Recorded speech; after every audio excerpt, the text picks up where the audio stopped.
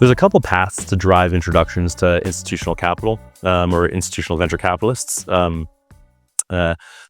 number one is if you have any angel investors, if you have any active advisors, mentors, step one is leverage them. And the best way to leverage your existing network is you go do research first. You put together a list of 100 venture funds that you think are applicable to your startup, to your stage, and the vertical in which you play. You've done some research on them. And then I actually always recommend founders tier them out, tier one, tier two, tier three. Tier one, the difference is tier one, you're going to really network hard to get warm introductions. So you might meet a friend of somebody that knows a person there, and you might have to do like 3 rounds of networking to get that warm introduction. But tier one, it's people that are really well aligned with you vertically, really well aligned with you stage, and they're a dream investor because you love their blog, you love what they write, you love the types of investments they've made in the past. Like there's some reason you really want that fund to be on your cap table. Tier two is good vertical alignment, good stage alignment, but you just don't know as much about them. And then tier three are kind of the generalist funds, where they kind of say it look like they invest in anything at any time. And the reason you tier them out is because it's to help you manage your time, because fundraising is time consuming and you're going to spend most of your time in networking to tier one.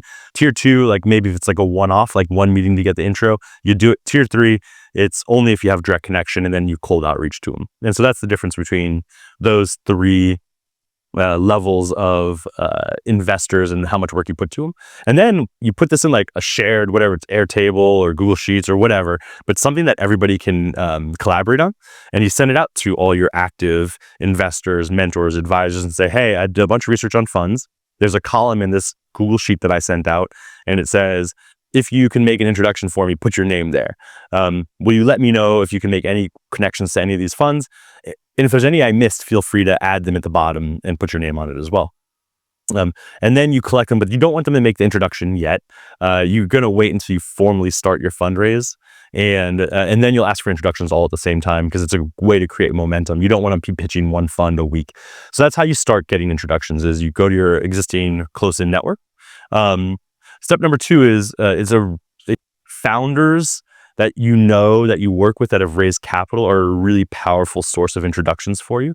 So hopefully you have a founder network. There's a lot of founder support groups out there. There's a lot of different founder groups. There's a lot of places to find founders and network of founders and get to meet them. And you should be doing that throughout your journey. You should 100% be meeting founders throughout your journey, because they can be really helpful to you as an entrepreneur.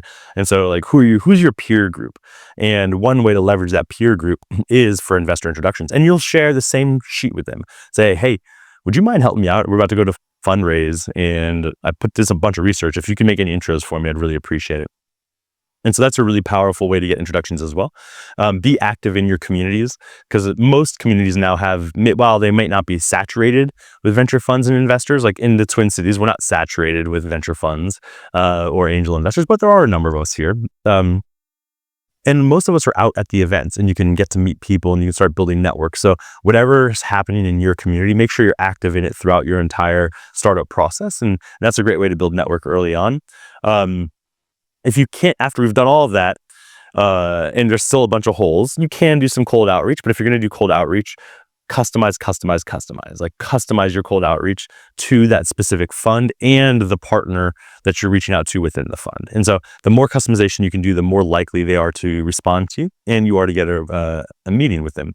The other thing that you can do that works pretty well, and it takes a bit more work, is reach out to the founders that they've invested in. So do cold outreach, but you cold outreach to the founders that they've invested in. And because founders tend to like to help founders, and the email that I always open is from our founders. Like if one of my founders that I've invested in sends me a note, I always read it. And so it's not going to get lost. It's not going to get immediately deleted. It's not going to get sent to junk mail.